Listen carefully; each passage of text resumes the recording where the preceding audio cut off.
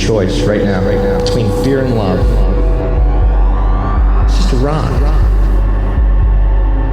Out of the dark night of ignorance and into the shining light of truth. Expounding reality. A population of citizens capable of critical thinking. We don't see things as they are, we see them as we are. There's a level of reality where everything dissolves into an ocean of energy. We empower our experience by insisting on our authenticity. That's very profound. Very. Expanding reality. Welcome to Expanding Reality. I am your host, Brandon Thomas. On this incredibly cool episode, guys, Geoff Drumm comes back to give us a Mason's perspective of Freemasonry. Now, on this one, guys, we talk about the order's intentions, or the fraternity's intentions. My apologies, Geoff. My apologies. His perspective on atrocities perpetrated using Masonic symbolism, as well as just an awesome back and forth with a Freemason. I mean, how often do you get to sit there and talk to somebody like that, and they'll just answer your questions, which was really cool. So, wanted to thank Geoff for coming by. Make sure that you check all the ways to find him located down in the show notes. In those very same show notes, you can find all the ways to find us as well. expandingrealitypodcast.com is the first one that comes to mind. That's probably the best one because it'll link you to everything else. That's also where you can sign up to become an expansive insider, and that's the best way to support the show. Also, value for value model going on here. So if you'd like to do that, there is a link down there that reads support the mission, and that's how you do that. All right, guys, so let's get to this incredibly cool and just awesome and mysterious conversation with Geoff Drumm. Geoff Drumm, back, hanging out. And we were just talking here about how what's cool about having you on, man, and this is the third time you're on, which I'm super grateful to, that you just wanted to come hang out, is it's like having you on as a new guest. It's a totally different Geoff Drumm that we're talking to here today, because you have amazing presentations, you do incredible work on the pyramids that I talk to strangers about all the time in real life. And, and now though we're going to speak about something completely different, because you and I speak quite a bit off camera here, and we've become pretty good friends. And so, yeah. We've talked about a lot, and I wanted to bring you in as another part of you to show, some other stuff that you do. So we can skip all the intros and shit like that. So let's just do this. So we're going to talk about Masons because of your interest in them, and we'll get to know that a little bit more. But let me just ask you, more than interest, let me go ahead and spoil my Masonic credentials here, right? And give everybody the full reveal. Yeah, please. So my name is Geoffrey Drumm, and I am a Freemason, which that may come as some surprise to some of you, may not be that big of a surprise to others of you who know me pretty well. And so in terms of my Masonic credentials, and one of the first things that I did when I told you that I was a Freemason, I showed you my dues cards, right, for multiple different organizations of which I am a member.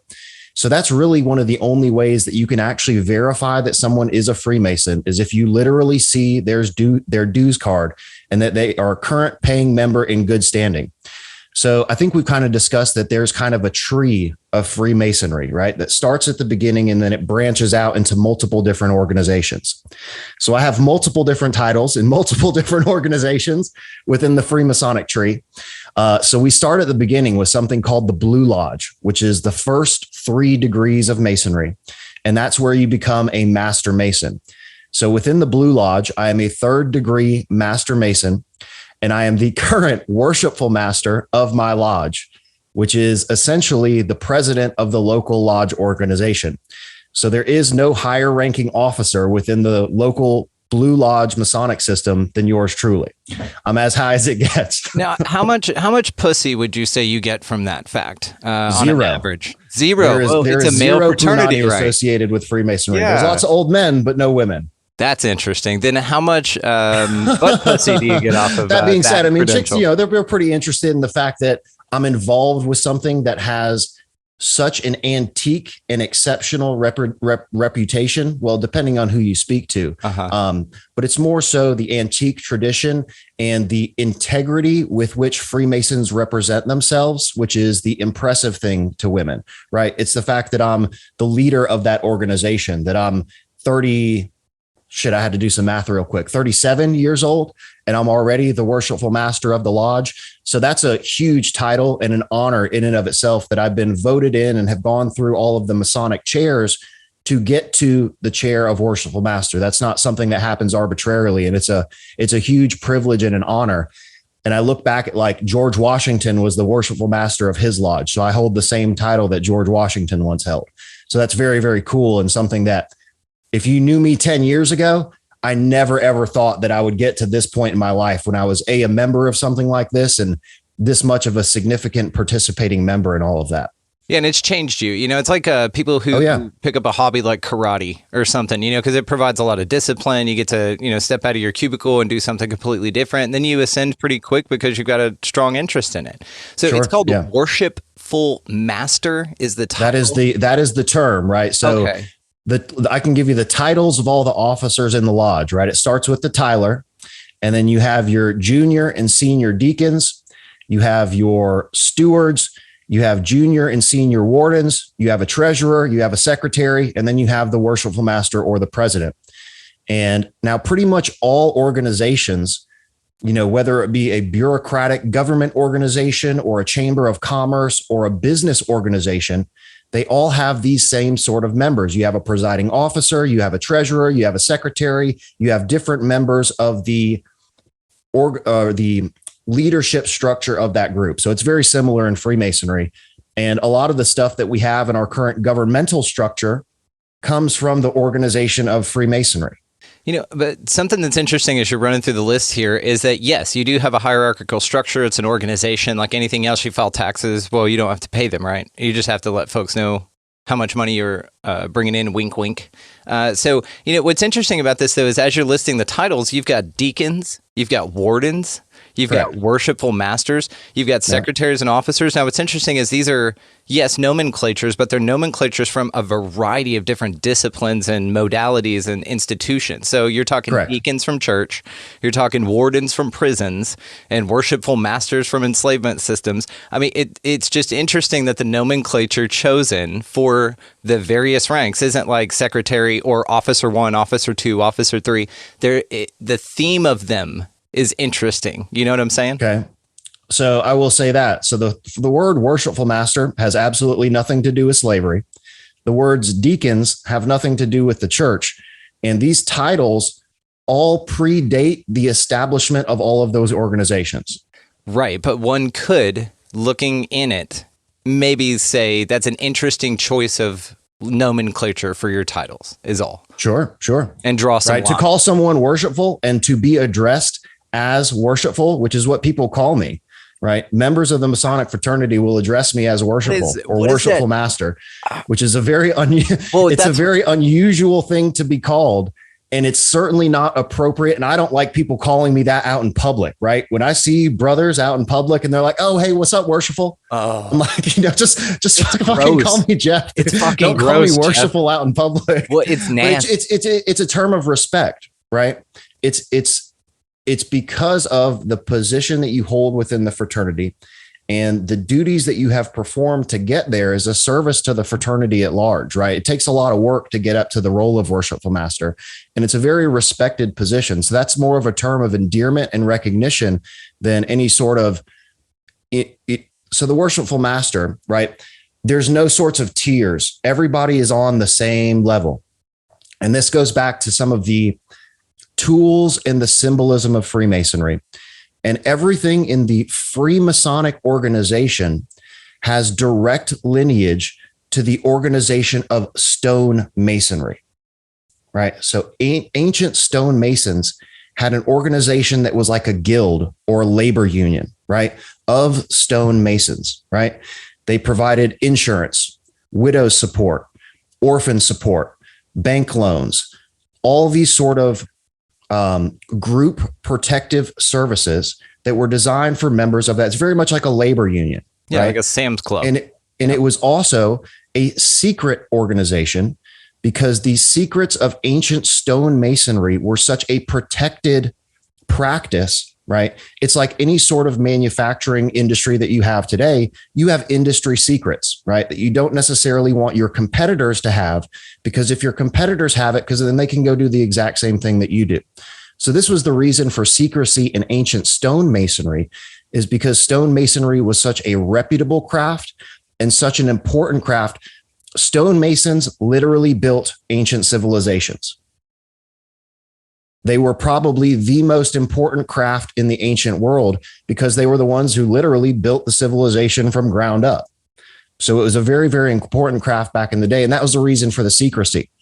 And that is the same reason for the secrecy today. It's just mimicking the traditions of ancient stonemasons. And so these ancient stonemasons within that guild also had that same operational structure. They had lodges where they would meet in the lodges. They would discuss the needs of the fraternity, right? Who's out of work? Who got crushed by a rock this week? Who died in the quarry and we have to go support his wife? Who within the fraternity needs a loan to help them do something, right? What projects do we have scheduled? What buildings are we building? Which one of our people are working on which buildings? Who's designing this? So they had meetings to organize all of the activities of the craft. So that's basically what we do now. So this is the long story short about the history of Freemasonry, right? So the allegory of Freemasonry traces its origin back to the builders of King Solomon's temple. So it was originally these stonemasons. And as stonemasonry moved into like the Renaissance period, gradually individuals started to join that fraternity that were not actual stone masons, right? They were called speculative masons, people who were just interested in the antique knowledge of stonemasons, the craft of stonemasonry, and the prestige of the fraternity. So people started to join, and it gradually started to become less about actually cutting and moving stone and more about speculative esoteric masonry, right? Mm-hmm.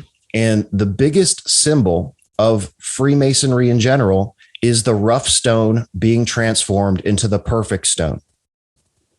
Okay, so when you cut a stone out of the quarry, it is rough and imperfect. It has all of these superfluities and imperfections. You cannot do anything with a rough stone that is taken out of the quarry. But if you remove all of the imperfections from that stone and make it into a perfect square, you can build something that will last forever. And that is the basic symbolism of Freemasonry. Instead of stones from the quarry, we are living stones, men, attempting to remove all of our vices and superfluities, becoming perfect stones.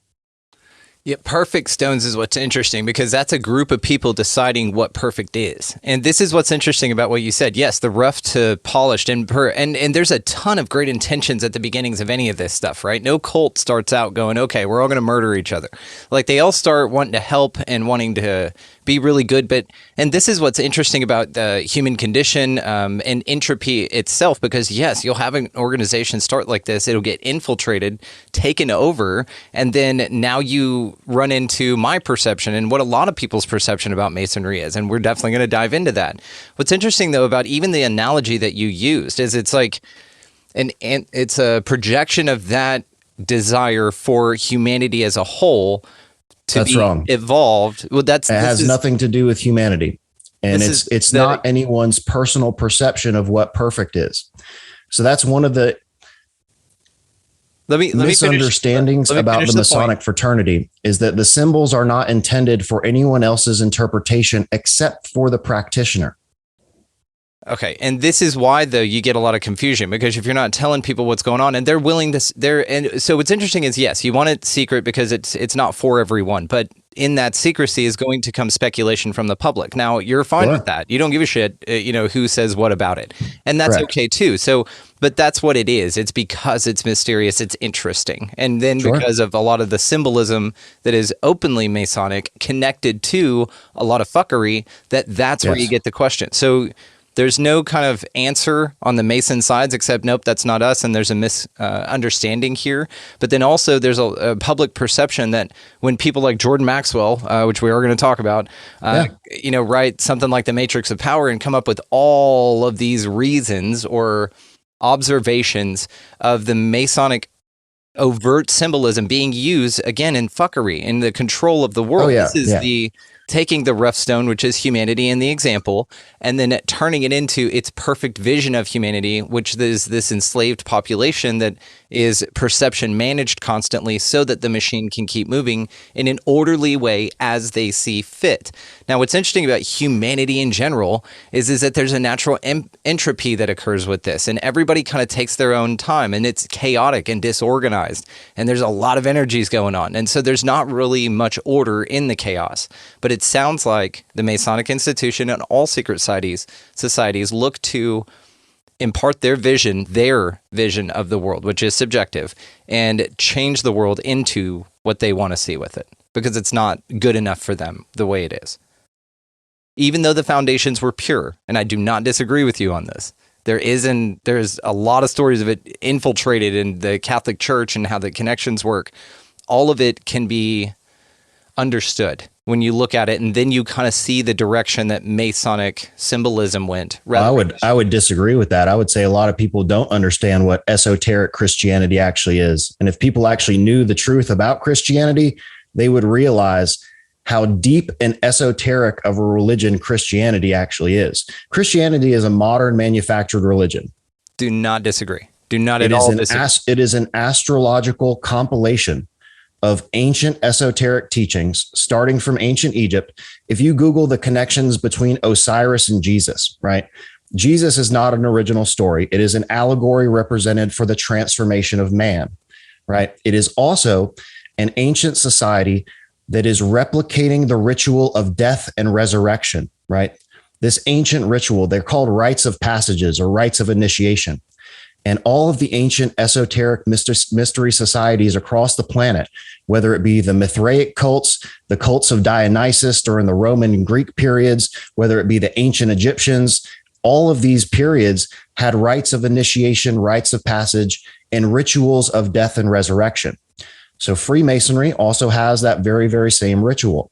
And Freemasonry is also a compilation of all of these ancient esoteric teachings from many different time periods and many different societies. Depending on whether you're looking at the Blue Lodge teachings or if you're going into the Scottish Rite teachings, there is a whole vast array of different esoteric teachings which have been incorporated into Freemasonry. And that's why it's such a beautiful fraternity, is because of these symbols have such a rich and deep interpretation. And it really is subject to the interpretation of the practitioner, which is what the intention of all esoteric, magical, mystical symbols are.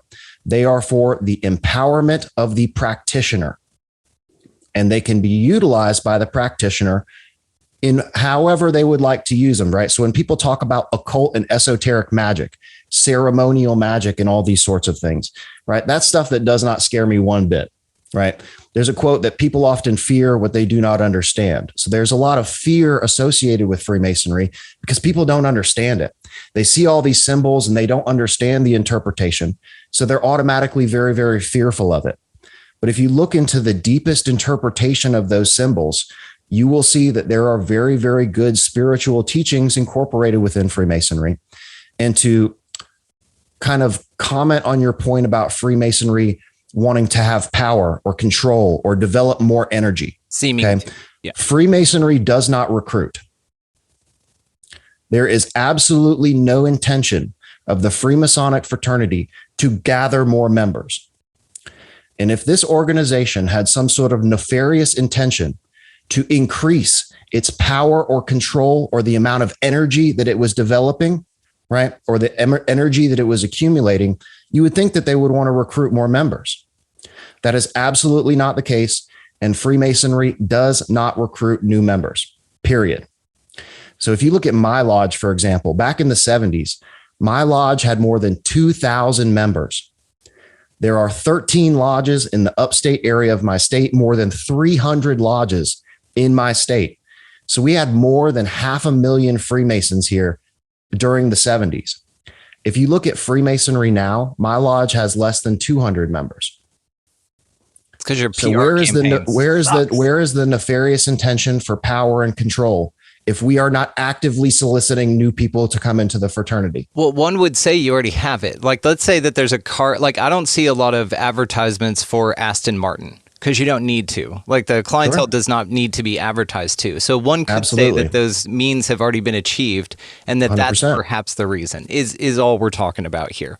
Now, something I do not disagree with you at all, and I'm actually so grateful. As we're having this conversation, I kind of get a more enlightened kind of perspective about what's actually occurring here. Because, you know, we hear a lot about a lot, okay? And that's part of what we do on the show. We talk about all of it. Now, I've never spoken to you at this depth. We've spoken a lot about it, but you and I have always kind of, whenever it's brought up, say, let's save it for a show. Let's save it for a show. Yeah. Okay, so this is what's so cool about this is you and I are buddies, right? We're going to discuss. So and also think about this before you go, right? Yeah. So I am literally the leader of my lodge, right? I personally control and organize all of the activities of my lodge. Right. So if there was some sort of nefarious direction of the fraternity, I would certainly be well aware of it because I'm organizing it, right? I'm literally the one involved in making it happen, right? And I do not discount your credibility for what you are privy to and your knowledge of it. I absolutely do not disagree. Now, I would perhaps speculate that there's things that go on that you're probably not privy to because you don't need to, right? It's not a need to know. All the, millions of people that work for NASA think that they're sending shit to space, but they might not be. And there might be a couple of people at the top that know that, but they need all the workers to think that they're sending shit to space. So, your lodge perhaps is not directed in anything nefarious. Okay, another just real quick that just came to mind. We all use these devices, these Apple devices and phones and shit. And I don't care if you have Android, whatever, it's pretty much the same thing. But we'll just use Apple as an example because I'm the holder of one of those to make the point.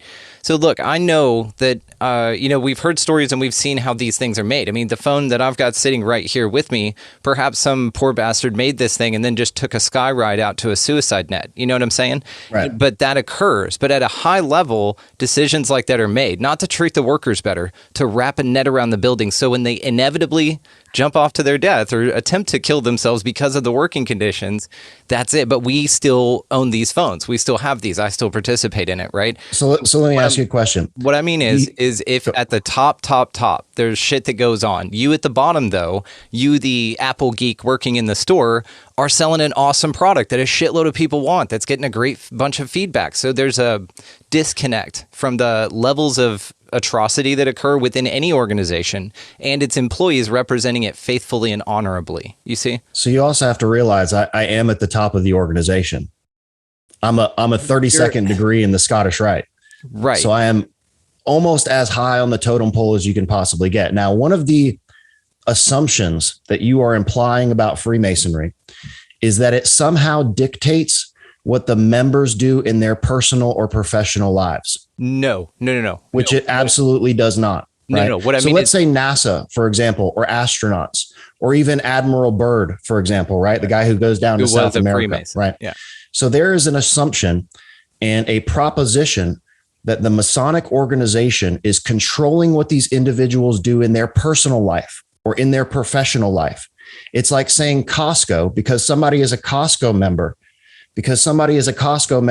Okay, let's say Neil Armstrong was also a Costco member, right? So because they sent a Costco member up to the moon, does that mean Costco has a nefarious agenda to send people to the moon? No, it just means that Neil Armstrong also happened to be an astronaut in his profession, but also a member of Costco, right? So the same thing about Freemasons being involved in NASA, right?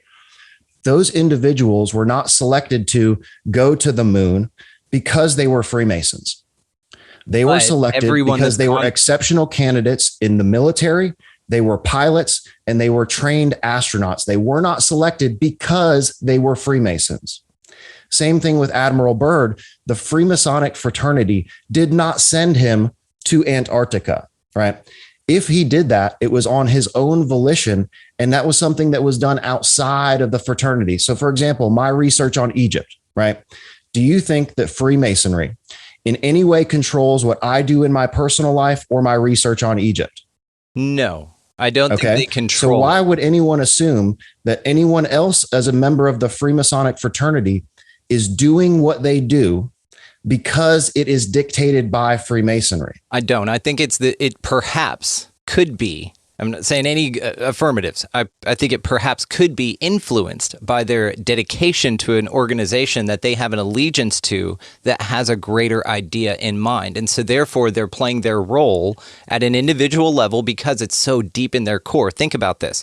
You've got people who are religious, who love the Jesus, that everything they do revolves around that in their personal, professional, everything, because that's the level of dedication and core belief that they have in that organization and idea and that vision. So perhaps, not in absolutes, because I don't deal in those, maybe one could make the assessment. Plus, everyone that's been to the moon has been a Freemason, by the way. The list of presidents that have been Freemasons, I'm pretty sure it's damn near all of them, and Skull and Bones and Associated. That's not true either. So just because you hear that people are Freemasons, again, doesn't necessarily mean that is true. Well, here's the thing. When you look at people that are in government, for example, right? Just because those people are Freemasons, that does not mean that they were selected for that position because they are Freemasons. Not an argument. Again, Freemasonry does not dictate what any of the members do in their personal or professional lives. If anything, those individuals were selected to become members of those prestigious organizations because of the credibility and integrity of the people who are involved in the Masonic fraternity. They are honest, trustworthy individuals who, that when placed in these positions of power, they can be trusted to handle the job. That is one of the teachings of Freemasonry, is honesty, integrity. Have you ever heard the phrase to be on the level with someone? Yes. Okay. What does that mean to you? It means to be equal in vibration, for you to both kind of wink, wink and know exactly what's going on, to be on the level. It means to be honest, right? To be on the level with someone, honest with one another, honesty and transparency, right? So we're both on the same level. That is a teaching directly related to the Masonic fraternity, right? A level is a tool made to make sure that your stones are completely flat, but it also is symbolic of our behavior in our interactions with everyone that we come into contact with. We're all on the exact same level in terms of honesty and transparency. Right, but you guys have little handshakes that your finger will go out, and that way you know one another is one another, and then you can be on the level with one another. And that's not how the handshake is either. Perhaps there's a sub-agenda that there. Well, so I'm going to be straightforward with you. And when you say something that is incorrect, I'm going to tell you when you are wrong, because I know what the Masonic handshake is. And what you just said about a finger pointing, that has nothing to do with the Masonic handshake. These things and are another thing. So all of the symbols, right, that are presented as being Mason, like people doing this. Yes. You know, when you see that in photos, that's Illuminati. Illuminati. Do you see where we're at with this?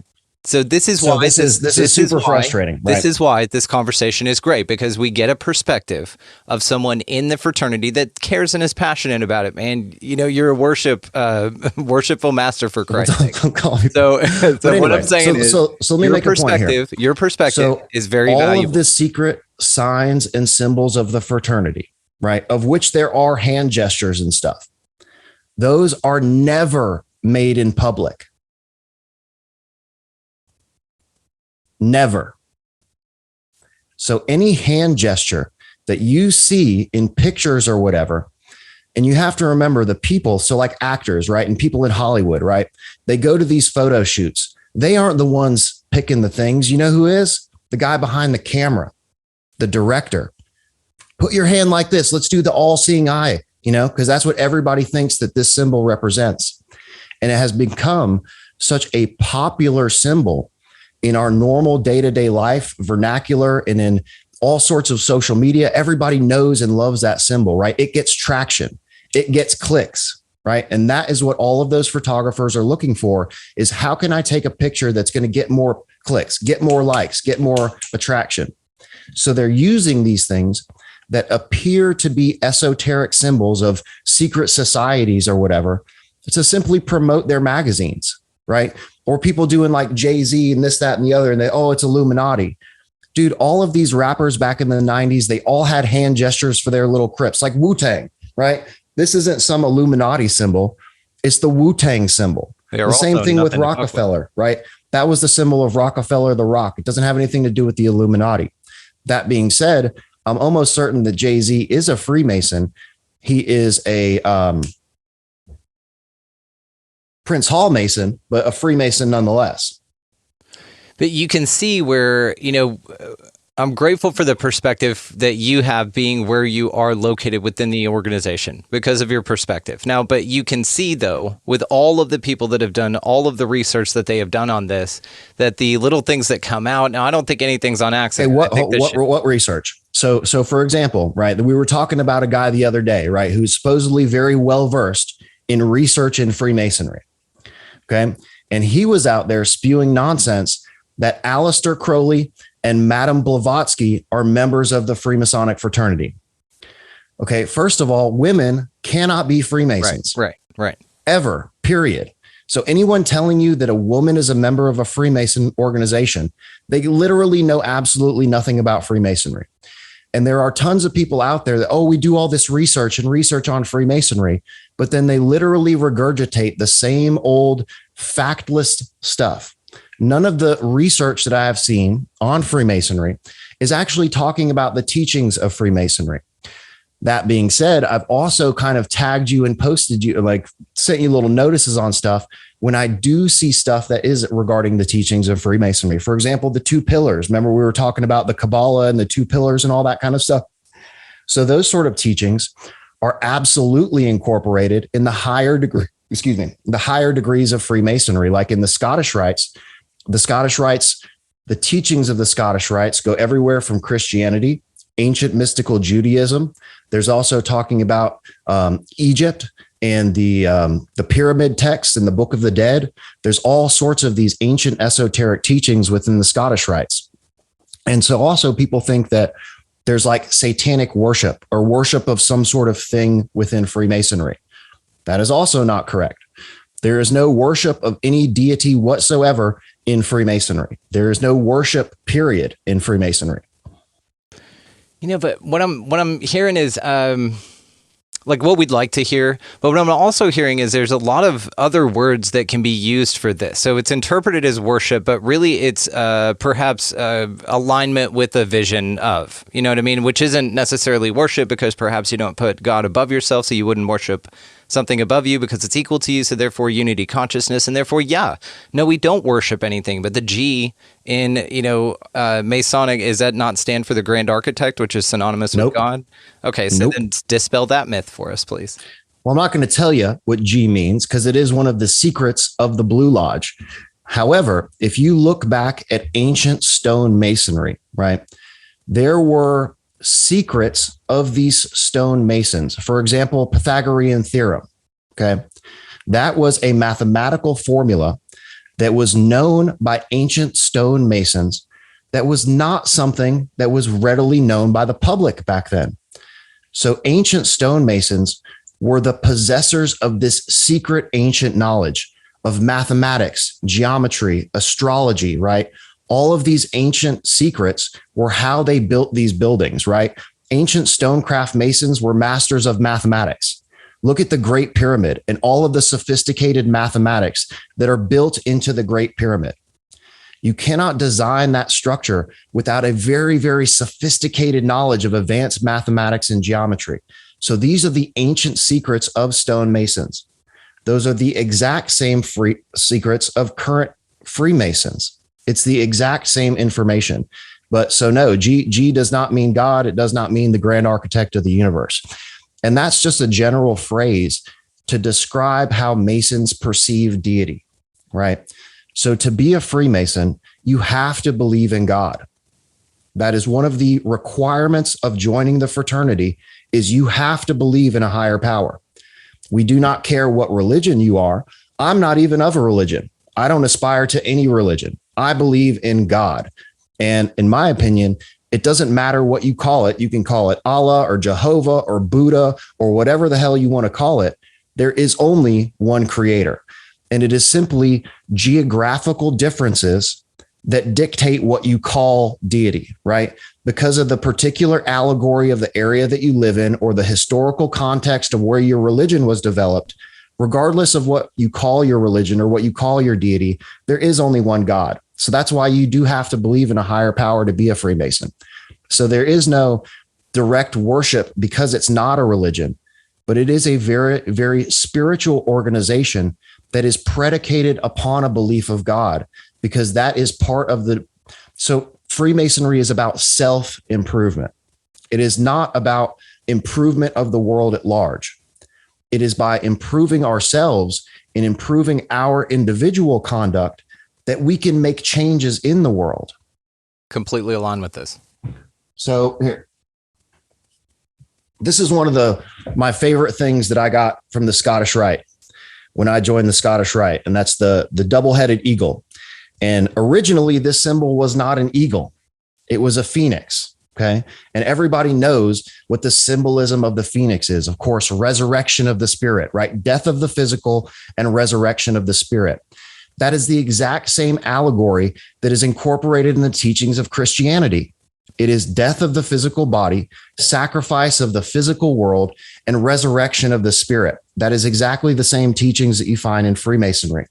And there's a quote here on the inside of this thing. And I have my little golden seal and my little golden double-headed eagle. What we have done for ourselves alone dies with us. What we have done for others and the world remains immortal. And that is one of the primary teachings of Freemasonry, is that by being the best individuals that we can possibly be, we can make everlasting changes within the world simply by being better people. So it's not about trying to change the world. There is no agenda for world change. It is simply by changing each individual that we can go out and make changes in the world by being better men. And that's the same teachings as all of ancient esoteric teachings, like these rites of initiation and rites of passage in the ancient world were designed to turn men into the people that they were always meant to be. And that is what the intention of Freemasonry is. This holiday season, you might be looking for nutritious, convenient meals to keep you energized on jam-packed days. Factor, America's #1 ready-to-eat meal delivery service, can help you fuel up for brekkie, lunch, or dinner with chef-prepared, dietitian-approved, ready-to-eat meals delivered straight to your door. They just drop them at your door, people. You'll save time and eat well. You'll stay on track with your healthy lifestyle while taking all of your holiday to-dos in stride with good meals in the tum-tum. If you're too busy with all this stuff, these meals are easy to get done. They taste great. All you've got to do is head over to factormeals.com/expandingreality50 and use code expandingreality50 to get 50% off. That's code expandingreality50 at factormeals.com/expandingreality50 to get 50% off. You know, no one would disagree with these tenets. No one would disagree with the satanic commandments of the satanic Bible. 0% of people would disagree with these things. And we're not saying that anything that you said here is inaccurate or wrong or unjustified to warrant some interest. I mean, that's amazing. It's like a religion, but not. It's a motivative experience here that you have the option to participate in with other people who are wanting to better themselves as well. Now, again, Disney at the very top has probably got some crazy shit going on. I'm not saying that, you know, that doesn't happen. And maybe there's some dark rooms and maybe there's a couple levels above what So you're Disney at. was not a Mason either. Everybody thinks that Disney was a Freemason. He was a member of the Demolay. He was not initiated into Blue Lodge Freemasonry. Yeah, but this is like saying, yeah, my wife didn't get my campaign contributions, but her publishing house did. You know what I'm saying? It's passing around contracts for under the same, like, again, it's semantics. One could absolutely view that as semantics, dude. So either way, though, let's say, well, it's not though. So for example, like that guy saying that Aleister Crowley was a Freemason. Maybe. Okay. Those are not semantics. That is an absolute lie. Right? That is 100% factless. Aleister Crowley was not a Freemason. Aleister Crowley was a member of the Golden Dawn. Right. Now, the Golden Dawn was started by Freemasons. And the Golden Dawn is a society of ceremonial esoteric magic. That is a completely different thing than Freemasonry. Some similar stuff here and there, right? But a completely different organization with completely different intentions and goals. Okay, but there is this thing called vertical integration, which is really what I think we're talking about here. In a business model, let's say, I heard an awesome example on 30 Rock years ago, and this is just an awesome way to put this. So let's say that there's a particular chip company that makes potato chips or whatever, but they give you horrible diarrhea. But instead of taking them off the market, what they do is they just invent and invest in a diarrhea medicine, and they insert little samples of it in the bag of chips. So now you're making money on both ends, literally the mouth and the asshole, right? And so this is vertical integration. So let's say that the Golden Dawn established by a Freemasonic order in some respects isn't now directly connected. They're like, all right, look, your monies can't come through this tax ID. So we're going to start you your own. We're still going to hang out. We're still on the level. Okay, cool.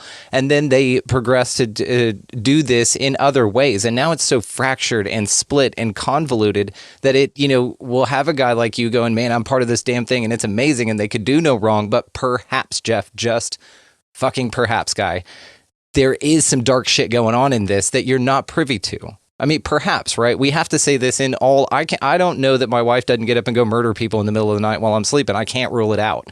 What I'm saying is there's a possibility that there's some shit going on that may be unsightly and maybe guiding humanity, albeit with great intentions, in a way that would be perceived as nauseating. So let me explain the organization of Freemasonry and why it directly contradicts the idea that there is some sort of central power or central control. Okay, so Freemasonry is not a global organization, period. There is zero central global body that dictates what Freemasons do across the world. It does not exist. There is no central power. Freemasonry is organized into a system of blue lodges that operate completely independently within their local Grand Lodge. So the Grand Lodge is the highest organization within Freemasonry. So each state within the United States has a Grand Lodge. Those states are not controlled by a central power that says, okay, all of the Grand Lodges are going to do this. It is a philosophy that is practiced globally, but is completely operated locally. And the people who developed the fraternity did that very, very intentionally so that there would never be a central power or central control within the fraternity, because there is absolutely no point in having it, because there is no global or centralized intention for the fraternity. It is simply a philosophy and a way of living your life. There is no organizing body that would be able to say, we're the ones at the top of the pyramid. We're the ones controlling the dissemination of order. That doesn't exist. There are other organizations that have centralized power and centralized control. And those people at the top are very, very interested in manipulating everything that happens within the body of that pyramid. That is not the case with Freemasonry. So then if you go into the higher degrees of Freemasonry, the Scottish Rite, for example, there is the House of the Temple of the 33rd degree, which is a national U.S. body for 33rd degree Masons in the Scottish Rite.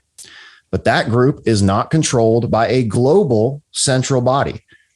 So literally the structure of Freemasonry prevents the establishment of centers of control.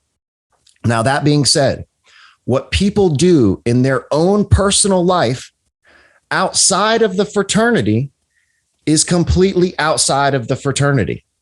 And Freemasonry is a beacon for people that are interested in the esoteric and the occult and the weird. So it is literally a fraternity that draws these people in. Me, for example, I remember when I was 16 years old and I first got my driver's permit, and I was driving around and I saw the square and compass on the back of somebody's car. And I had no idea what it was at the time, but I knew that when I was 16, I was like, I want that. I don't know what it is. I don't know what it means, but something about that symbol resonates with me. My name starts with a G, and I always used to draw letter G and like all these big letter G's all over my work. So for whatever reason, that symbol resonated directly with me. And the symbols of Freemasonry call these people that are interested in esoteric spiritual practices. So I'm certainly not going to sit here and say that the fraternity isn't a beacon for these individuals, So me and a bunch of like-minded buddies that are all Freemasons, we could get together and do something outside of the lodge, right? 100%. Same thing with the guys that started the Golden Dawn. The reason they started the Golden Dawn is because they were not satisfied with the esoteric teachings of Freemasonry. There is so much deeper stuff. Freemasonry is a very superficial, esoteric society where it has some important teachings, but there's so much more down the rabbit hole.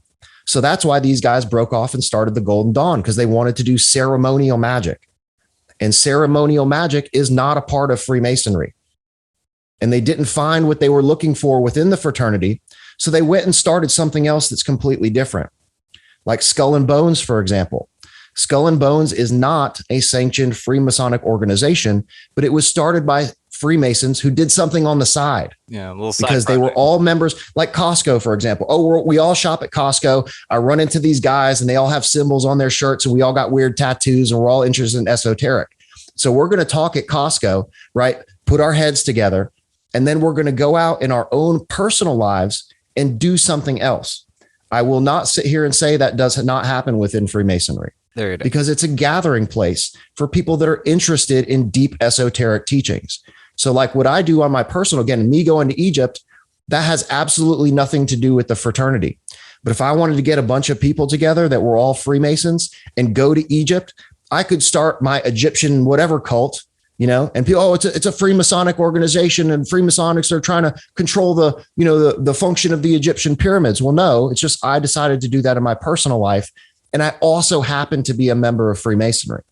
So again, what people do in their personal and their professional life is in no way dictated by the teachings of Freemasonry. And just because someone is a Freemason doesn't mean that what they're involved in, it may be evil. I'm not going to sit here and say that evil people are not members of Freemasonry. Same way of Christianity, right? Christianity is not without people who have evil intentions. Just because you're a member of a good organization doesn't mean you're necessarily a good person. That doesn't reflect on the intentions or the teachings of the fraternity itself. So I am very, very cautious when people assign certain intentions to the fraternity at large, when it is literally the individuals that are associated. So people, oh, this guy is evil and he's a Freemason, therefore the fraternity is evil. That's not right, because that individual is doing something independently of the fraternity itself. But that's maybe perhaps built in from someone like with a perception that I've got sitting here thinking, okay, well, it's like that fall on your sword idea. It's like, look, you have nothing to do. You disavow the Mission Impossible idea. We disavow all knowledge of you and your team if you're caught, and that's kind of what it seems. But maybe perhaps there is a dope handshake that occurs in a meeting afterwards when some shit like that goes down and they find out that individual who on their personal time went out and did their own personal thing that had nothing to do with the fraternity, because wink, wink, it would never. But what I'm saying is let's say perhaps that's something, and I absolutely see your point, man. I absolutely see it. And perhaps I am curious when you're going to roll your cult out, though. That sounds awesome. And I definitely want one of the t-shirts whenever you do that. But whenever, somebody looks at something like this and you see the G and you see all of the different symbolism that if I told you what the G meant, and I've already said the word, I've already told you have, because you do. I've already told you what G means and you didn't even hear it. No, I heard it. So if I told you what it meant, you would be like, are you serious? Yeah. Well, it's so innocent and innocuous that if I were to tell you that, you wouldn't even believe me. You would be like, there's no way that's what it is. Well, and it honestly doesn't, I think, matter other than my curiosity and what it means to Masons, right? So here's the thing. Perhaps, and again, just perhaps, you go into an organization, you go, okay, here's a bunch of things that, you agree with this, right? And they're like, yeah. And they're like, you agree with this also, right? And they're like, yeah, we do agree with that. And they're like, okay, well, go out on your own and go do your thing. And to say that it doesn't reflect that I'm viewing this, let's say nefarious actions take place on behalf of the Masons, even though they're not an evil organization, let's just say one or two have occurred because of some secret handshake meetings that even aren't in the doctrine that you're not aware of and all of that good stuff. Perhaps. What this is equivalent to is contractors working for the U.S. government to go overthrow countries. No, it wasn't the U.S. government. No, it wasn't us. The U.S. government isn't evil. We would never do that. A contractor paid through or in a handshake organization that aligns with the values of that organization, be it for financial gain, power, whatever, then they may go enact the will of a party that doesn't want to be associated with that act. So it happened unbeknownst to them, right? Oh, no, we have our alibis in place. We would never do that. They were acting on their own, is all I'm saying. Like, we can't rule out that maybe, just maybe, there's a Rolls-Royce ride from an airport to a speech one day, and that they happen to be in there, and that some shit goes down in that car, and then maybe a government gets overthrown, and that guy's nephew now, is the leader of that country. I mean, who knows?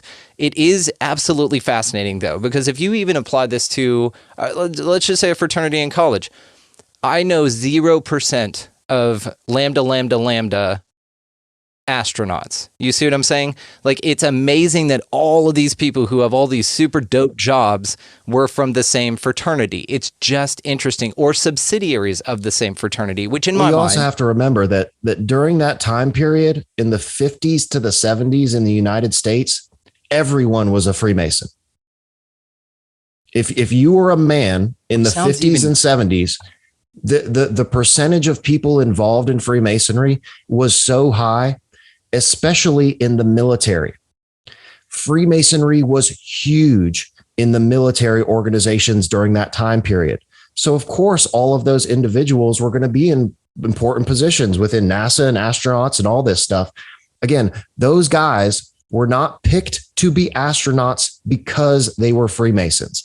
They were picked because of their qualifications. They just also happened to be members of an esoteric fraternity that was interested in this type of stuff. That perhaps gave them the opportunities to gain the qualifications necessary to be the top picks for that rank.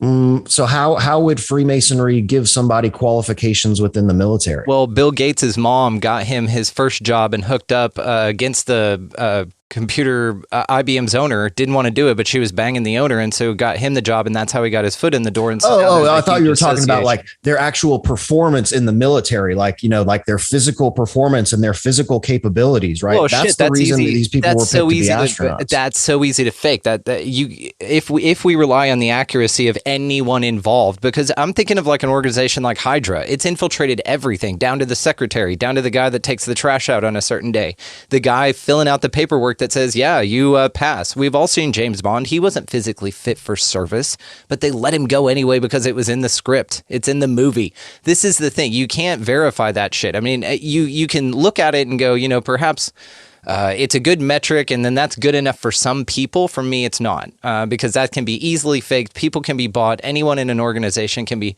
infiltrated into any old job because they're owned at the top, and so they're like, yeah, sure, we'll make your boy the driver that week and make some shit go down. So let's flip the script, right?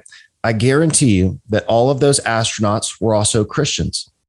I would almost guarantee you that almost all of our politicians are involved in Christianity. Oh, hell right? No. They use Christianity as a scapegoat to gain public attention. I will agree with that, but I do not for 1 minute think that those people agree with the tenets of Christianity and follow it to the letter. Not one. Well, no, all I'm saying is, right, so just because someone is a member of an organization, right? So like Neil Armstrong. Okay, so did the Catholic Church send people to the moon?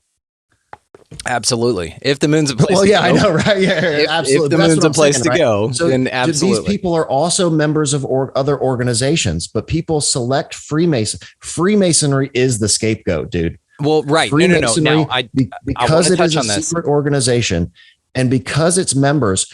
So one of the teachings of Freemasonry, right? There's a great quote by Voltaire is, I never make the mistake of arguing with someone for whose opinion I have no respect. And Freemasons very, very much adhere to that doctrine. So if somebody is going to argue with me about the teachings of Freemasonry, I am not even going to engage in that conversation. I will allow them to believe whatever it is that they want to believe about the fraternity, and I will simply walk away because I know the truth, and I'm not going to waste my energy arguing with someone who I'm not here to try to convince you of anything. I'm not here to try to convince anybody to believe anything about the Masonic fraternity. If anything, I encourage you to pick up a freaking book, not you, the viewers at large, right? Pick good one to start with about Freemasonry. Matrix of Power by Jordan Maxwell. This Well, has here's got another great one, right? Masonic information in it if you want to check it out, guys. The Well, the you know, we'll secret get a book teachings of club. all ages. There you go. Right. I'll link them This is the book that people need to read. If you are interested in the lineage and the development of esoteric societies on this planet, this is the book. It is thousands and thousands of pages, and you will see there is yellow highlights all throughout this entire book. I have read this thing literally cover to cover, every single page in this book, and it details the lineage and the development of these mystery schools. Freemasonry is nothing new, and the teachings of Freemasonry are nothing new. And human beings on this planet have been involved in these ancient esoteric rituals of death and resurrection for millennia. It is part of what human beings have done on this planet for ages and ages and ages. There is nothing new about the teachings of Freemasonry. So again, I don't see where people are getting this evil interpretation about the intentions of the fraternity when it was never, ever that. Never in all of our history have any of the mystery schools or rites of passage or initiation been associated as evil. The only reason we have it today is because of the propaganda that is associated by the Catholic Church. Christianity does not like anything that has power outside of the church. And Freemasonry has always been directly in conflict with the power of the church. In government, in politics, in social influence, Freemasonry and the church have always been in direct contact. Church does not include or encourage a direct relationship with God. Freemasonry does. What you touched on here is very, very important because the infiltration first began with the church infiltrating Freemasons and then overtaking. So this is what... That's not true either. Well, the perspectives and the stories, that's what they say. That's what some people lean on, is that the church was the one that infiltrated, and that's the one perpetrating as Masonic and doing all of the shit and pointing it towards Masons, but they're really the ones doing the evil shit. And we're pointing directly at the Catholic Church here. And so this is the idea that the church, the Catholic higher-ups hopped in, a bunch of bishops infiltrated the Masonic order, and over time was able to gain secrets, gain their methodologies and symbologies, and then apply them to acts of disobedience toward the order. If you are looking for the most centralized, powerful, energy-seeking organization on the planet that is completely protected from all of the laws on the entire planet, it is completely independent in terms of its operation and politics. There is an untouchable city that has vast amounts of power and control, has absolutely nothing to do with Freemasonry, and you know exactly what it is. Yeah, Vatican. And they are the hiders of the deepest secrets on this planet. It has absolutely nothing to do with Freemasonry. I'm not going to point any fingers, but we all know exactly where that system of control actually comes from. And this is unfortunately the dissemination. So Freemasonic symbols can so easily be misinterpreted and spread as being evil symbols. People look at a pentacle, like a 5, a pentagram, you turn it upside down and put a circle around it, and everybody thinks it's Satanism. Well, a pentacle has absolutely nothing to do with Satanism. It has to do with the 5 elements: earth, air, fire, water, spirit. And whether you turn it up or turn it down, it's either masculine or feminine, period. But people will automatically turn that into some sort of satanic interpretation and imply that Freemasonry is a satanic organization, where it has absolutely nothing to do with that whatsoever. And that is certainly not the interpretation of the symbols. So let me give you an interpretation, the deepest esoteric interpretation of the square and compass. So I am about to reveal a huge Masonic secret. And the reason that I can do this is because it is not taught anywhere in Blue Lodge or Scottish Rite Freemasonry. The only thing that is secret in Freemasonry is what is it written in the red book. And I can go get my red book. It's out in my front office. So it's a little tiny book, and the entire thing is written in code. I could give you that book and you would have no idea what that freaking book says. And it is literally the ritual that we use in the lodge. And by ritual, I simply mean the script for the play, right? So opening and closing the lodge, there's a certain way that we do it. It's a procedure for opening and closing the lodge. Same thing with the degrees. There is a script for the degrees. It's very much like a play where everyone plays a different role in the play and you have a script. And everything has to be done by memory. There is no reading anything when you're doing the play. Everything is memorized.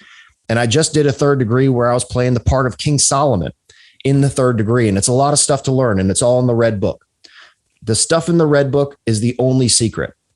And the reason that ritual is secret is to protect the integrity of the ritual so it cannot be copied.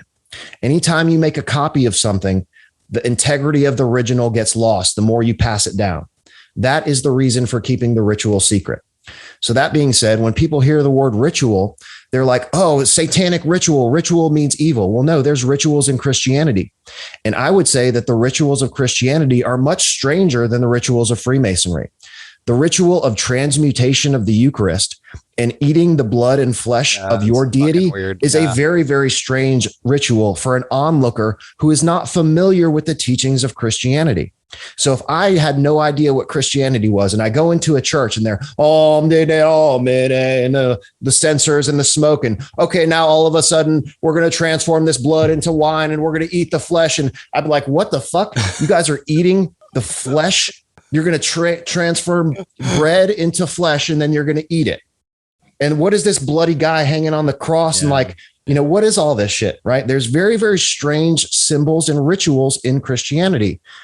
Well, none of Freemasons ain't eating flesh and drinking blood. If you're looking for that in the Freemasonic ritual, you will be very, very disappointed. And that being said, myself, as someone who is very adept in ceremonial magic and other esoteric practices, I was looking for that, dude. I wanted it. I joined Freemasonry looking for that deep esoteric practices. I want to do. I'm all in. Sign me up. In my ancient manifestation, I know I would have 100% been a member of some mystery ancient cult. Yeah. 100%. Yeah. And it has called to me since I was a young man. So I'm not afraid of these symbols. I'm not afraid of ceremonial magic. I've practiced ceremonial magic. I've done it all. So none of that stuff scares me. So that being said, back to the square and the compass, right? So this tattoo on my forearm is Da Vinci's Vitruvian Man. And people may say that Da Vinci was also a Freemason. I can't verify that. It's possible. We don't know that for sure. But in this symbol, you have a square and a circle. So what are the square and the compass other than representations of a square and a circle? So the square is an ancient esoteric symbol for the physical world and the material body. The circle is an ancient symbol for the spiritual world and the spiritual body. Well, if you look at the man in the center of the Vitruvian Man, he is simultaneously touching the square and the circle. So what does that mean? Man simultaneously inhabits a physical body here in the physical world, but simultaneously is a part of the spiritual world and the spiritual body. Okay, so that is a deep, deep esoteric interpretation of the Masonic square and compass. But that's not an interpretation that you would hear anywhere in the Blue Lodge, nor would you hear that interpretation anywhere in the Scottish Rites. You have to dig very, very deep into these symbols and retrieve the significance. These symbols are made to empower the practitioner, right? So my ring, my Masonic ring, I wear this symbol facing me. I don't wear it facing outward because it is not a symbol intended for public consumption. If anything, that is a symbol for my personal reflection. And that when I look down at that symbol, I know what it means to me, and it empowers me to become the absolute best person that I can possibly be. So that is the intention of these symbols, or with any esoteric symbol, is to help empower the practitioner. Same thing with any magic symbols. You know what a sigil is? Yeah. So a sigil is basically a symbol that you create with intention that is supposed to help you manifest a certain outcome. That is what ceremonial magic is about. So I can't say that those two things, Freemasonry and ceremonial magic, are completely independent, because there is usage of symbols, right? But that's something that is an ancient esoteric practice on this planet. There is no nefarious intention with that. So that being said, ceremonial magic, for example, that is a practice that a lot of people will associate as being evil. Ceremonial magic is evil. Ceremonial magic is not evil. It is the intention of the practitioner and the intention of that will, right? Where is that energy going? So again, when people imply that Freemasonry has some sort of global intention, that is absolutely not the case. It is simply to improve and betterment of each individual in the fraternity. There is no global intention. I can't say that about some other practices out there. You know, what's so interesting, man, is as you're talking about this, you know, the play, the ritual, it's more like a play. And I agree with this. I think that a play is probably exactly what's going on with your interpretation of what you're experiencing in your fraternity, but also perhaps that's a microcosm of the play that's being enacted on a global stage, which would be this idea of that, yeah, maybe the church is evil and doing a bunch of crazy shit disguised as something enlightening, and it's not. But perhaps that's the flip coin of the organization that is total something connected to the Freemasons. Maybe that's a Baphomet idea. Maybe this is a good and bad. Maybe this is a heads and tails, dark and light, and they facilitate a play here by playing two sides of everything and kind of really perception managing the entire society at a level. But then you always have the, no, it's for good. And I'm sure a lot of great is done out of it, and probably good is done from the whole, because if I zoom out from that and you look at things like what happened in 2020, what's happening on a big level, I think it's facilitating the expansion of consciousness. So who's to say that the Catholic Church or the Freemasons or anyone else doesn't feel that they have a very important role to play in the expansion of consciousness, and the intent behind it may be just that. Now, I see this from a high level as all being connected and all being necessary, okay, just from the point of perspective I'm at now. But we can't rule out that perhaps there's some fuckery going on that you're not privy to, because I can't rule that out. Again, my wife could be doing some shit. I don't know. I'm not around her all the time is what I'm saying. Now, also, I think that there's some wonderful things in the organization in the same way that I think that church and religions have value by providing this compass for you. If you need that, then this is just another version of that, but in a really cool and interesting way. Oh, you just said another one. It just provides a what? What? It provides a what for you? I was in stream. What did I say? It provides a compass. Well, not for me, but for but it provides a what? A compass, yeah, right? It's a compass. A square and a compass. Yeah. And this is what I'm saying. It's connected in a way that it's necessary for for your experience to transpire. But I'm not saying, and absolutely never going to rule out, because there are some interesting symbolisms in the form of colors that you presented here. The red book, the blue lodge. Okay, now we're talking red and blue. That's pervasive. The red in a lot book, of things. it just depends on the color of the it's just red here in my state, and it's not the technical term for it. Okay, but the two differentiating colors in those forms, blue lodges, well, blue pilling, is the masses perception, right? That's what you show to everyone. The red pill is actually what you take to gain the knowledge of the actual truth going on, which could manifest in the form of the play that you just did, which I'm sure your performance was crushing. I would love to see that, any little bit of it. Don't give the whole thing away, but I'd like to see your performance on it either way. But what I'm saying is that there's, again, a lot of iconography where there's a face that's shown and then things that are not. Now, due to the intent and motive, whether you're aware of it or not, perhaps there's something deeper going on, right? I mean, perhaps there's deeper shit that going on than any of us know about. But when I look at this as like the church is over here and we're over here and we're not buddies, we're kind of rivals, well, that's an automatic for me, because Republicans and Democrats claim to be rivals, but I know that they're owned by the same people.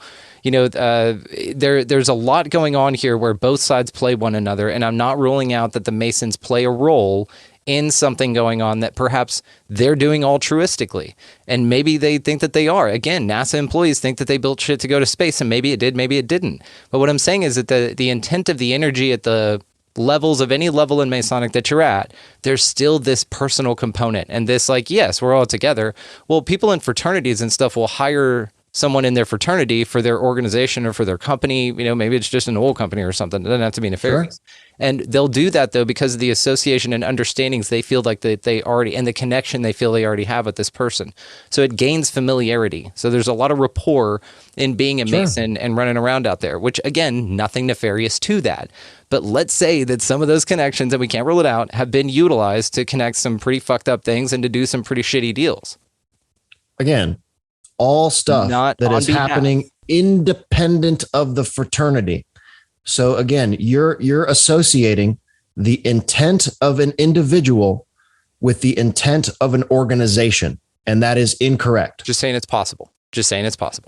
The organization is... It would be the same thing as like Costco, right? Right. Just because a bunch of people are members of Costco and they get together on their own and do something doesn't mean that Costco is a nefarious organization that has some sort of intent.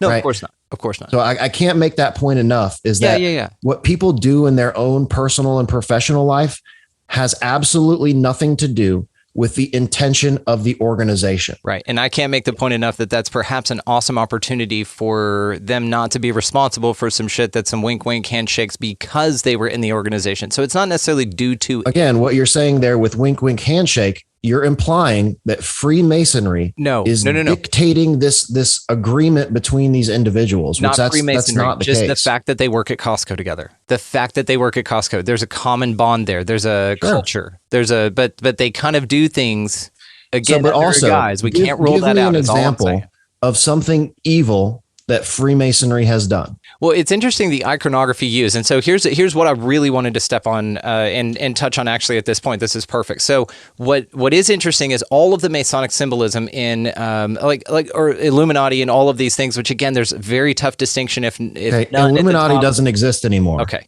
So let's say that the symbolism that the Masons do have is being apprehended and used in some pretty interesting ways to guide the perception of humanity. So give me an example and let's pull it up and let's look at it. Black and white checkered floors. Okay, what about it? That is used in a lot of things, and it usually denotes a Masonic connection. And what's the Masonic connection with the black and white floor? I will say one of the principles of the manifestation of the universe, right? The 7 principles of Hermetic philosophy are related to the duality of the universe. Right. That is simply the nature of the manifestation, positive and negative, light and dark, good and evil, hot and cold. That is the way that 3-dimensional reality is created, by the adhesion of polar opposites. Now we're getting into something very, very deep related to quantum physics and the transformation from spirit and consciousness into 3-dimensional matter, which is exactly what is discussed in the Tree of Life and the Kabbalah. So now we're getting into very, very deep teachings of not only Scottish rites, but also of the deepest esoteric teachings on the planet. So that has nothing to do with the good and evil intentions of Freemasonry. That is a description of the manifestation of the universe. That is an absolute truism of the way this universe manifests, is that you cannot have light without dark. Just want to take a moment and thank Geoff Drumm for coming by and hanging out with us for that awesome conversation. Many, many more like it probably will be had. So if you guys had any additional questions or anything like that you'd like to write in, do so at the link that reads expandingrealitypodcast.com in the show notes down there, and I will make sure that those get included in the next one. Also, all the ways to find Geoff are going to be located in the show notes as well. You guys know me better than that. But down there also, I'm going to go ahead and link a couple of books that we referenced here. Now, he referenced mainly P. Hall's The Secret Teachings of All Ages. That's down there as well. Also, The Matrix of Power by Jordan Maxwell. Of course, I'm going to go ahead and throw that one in for a fair and balanced look at this from a different angle. So there you go. All those are in the show notes. While you're down there, check out all of our affiliate links, guys. They're incredibly helpful. You've got Food Forest Abundance. You've got Opus. You've got Red Circle if you want to start your own podcast. And then, of course, the Manifestor's Guide. Really step your game up. Do Expanding Reality, all caps, no spaces, at checkout for an even sweeter deal on that. Now, while you're down there as well, check out expandingrealitypodcast.com. That's where you can submit that question, by the way, for Geoff. Also, while you're over there, sign up to become an Expansive Insider. That is going to be the best way to support the show. There's bonus material associated with that. As well, if you just want to take part in the value exchange model that we've got going on here, there is a link down there that reads Support the Mission, and that is how you get in contact with that. And thank you guys so much for your support. It's all incredible, and I'm incredibly grateful. So thank you, thank you, thank you. All right, guys, so go out into this incredibly beautiful place, whatever the hell this thing is, and y'all just be good to everybody that you come across. Be nice to everybody that you see. You might as well. Also, while you're doing all that, pick up a piece of litter. While you're just crushing it at life in general, get out of the left-hand lane. If you really want to step that game up, go ahead and buy somebody a coffee or a meal in line around you. And that would be an awesome way to do it. That's just a great way to start your day right there, guys. So I guess the message to take away from all of that is to go out into this mysteriously amazing place, whatever the hell this thing is. And y'all just be good to one another. Thank you so much for listening, watching, engaging, and just being the coolest sons of bitches ever. We'll see you next time.